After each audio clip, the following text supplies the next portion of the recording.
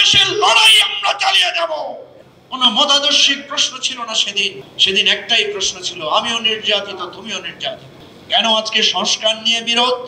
আমরা ইলিয়াস আলীর গুম দেখেছি, মারা হয়েছে, কিভাবে নির্যাতন করা হয়েছে, কিভাবে ধরে নিয়ে বন্দী করা হয়েছে।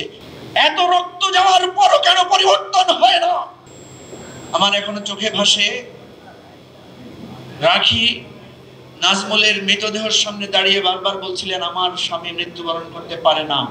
পাগলের মতো সে বলেছিল, আপনাদের কি মনে হয় আমি আমার স্বামী হারার বয়সে এসেছি? আমাদের চোখের সামনে আবু সাইদ হাত প্রসারিত করে শহীদ হয়েছে, আমাদের চোখের সামনে আমরা মুগ্ধর সেই প্রাণোচ্ছল সংগ্রাম দেখেছি, আমাদের চোখের সামনে আমরা দেখেছি আসহাবুল ইয়ামিনকে কিভাবে ওই পিসি পুলিশের সেই রায়ট কার থেকে তাকে জীবন্ত অবস্থায় ফেলে দিয়ে তাকে হত্যা করা হয়েছে। আমরা যদি মাসের পর মাস, বছরের পর বছর আমাদের জুলাই গণ অভ্যুত্থানের স্মৃতি এবং কাহিনী বর্ণনা করি, সেটা শেষ হবে না। যখন গণ অভ্যুত্থান হয়েছিল তখন কিন্তু আমরা কেউ কারো অথরিটি নিয়ে প্রশ্ন তুলি নাই। আমি বারবার বলি, ছাত্ররা যখন কমপ্লিট শাটডাউন ডেকেছিল, ছাত্ররা যখন ঢাকা ব্লকেট দিয়েছিল, ছাত্ররা যখন রেমিটেন্স শাটডাউনের আহ্বান জানিয়েছিল, ছাত্ররা যখন ঢাকা মার্চের আহ্বান জানিয়েছিল, আমরা তাদেরকে কেউ প্রশ্ন করি নাই তোমরা কারা। আমরা কেউ তাদের কাছে প্রশ্ন তুলি নাই আমাদের দীর্ঘ রাজনৈতিক সংগ্রামের সময় তোমরা কোথায় ছিলে। সেদিন আমরা তাদের আহ্বানে রাজপথে নেমে এসেছিলাম শুধু একটি প্রশ্নে। আমাদের কোনো মতাদর্শিক প্রশ্ন ছিল না সেদিন একটাই প্রশ্ন ছিল, আমিও নির্যাতিত তুমিও নির্যাতিত। তাহলে আজকে কেন প্রশ্ন ওঠে তোমরা কারা? আজকে কেন প্রশ্ন ওঠে তোমাদের আন্দোলন সংগ্রাম কতদিনের? ঠিক একইভাবে আমার প্রশ্ন, জুলাই অভ্যুত্থানের যোদ্ধারা কেন আজকে প্রশ্ন তুলে যে আপনারা তো বালুর ট্রাক সরাতে পারেন নাই? সেদিন যখন রাজনৈতিক নেতারাও পাশে এসে দাঁড়িয়েছিল, তখন তো ছাত্ররাও কখনো রাজনৈতিক নেতাকর্মীদেরকে এই প্রশ্ন তোলেন নাই, আপনাদের পরাজয়, আপনাদের পিছিয়ে পড়ার কারণ কি? কারণ আমরা সবাই দেখেছি, আমরা ইলিয়াস আলীর গুম দেখেছি, আমরা রাজপথে রাজনৈতিক নেতৃবৃন্দকে কিভাবে মারা হয়েছে, কিভাবে নির্যাতন করা হয়েছে, কিভাবে ধরে নিয়ে বন্দী করা হয়েছে, আমরা সেই ইতিহাস দেখেছি।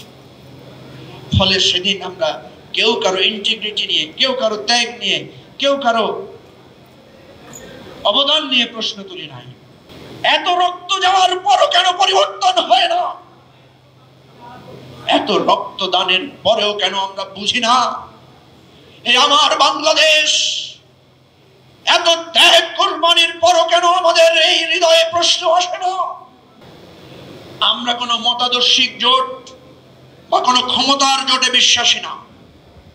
আমরা বিশ্বাস করি বৈষম্যের বিরুদ্ধে, গণতন্ত্রের পক্ষে, বাংলাদেশকে নতুন করে বদলে দেওয়ার সংস্কার করে নতুন এক বাংলাদেশের রূপান্তরের পক্ষে আমরা সাধারণ জনতার জোটে আমরা বিশ্বাসী।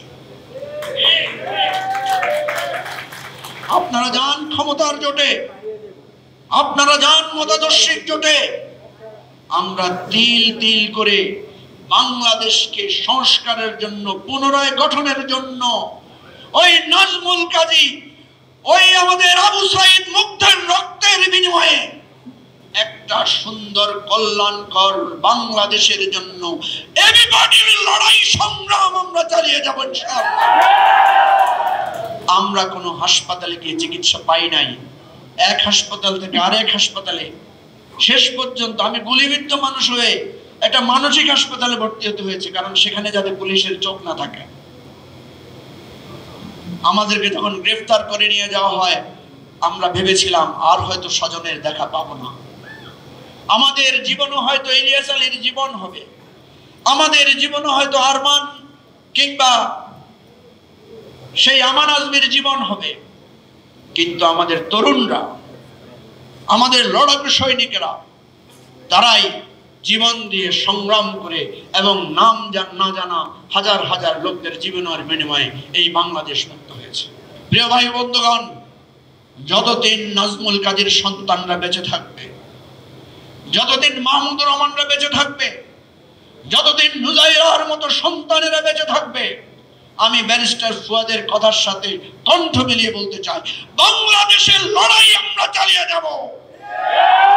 প্রয়োজনে আমরাও আবু সাঈদ হব, আমরাও মুক্ত হব, আমরাও নাজমুল কাজীর মতো জীবন দেব। বাংলাদেশকে আর কখনো ফ্যাসিবাদের হাতে আমরা সমর্পিত হতে দেব না, ইনশাআল্লাহ।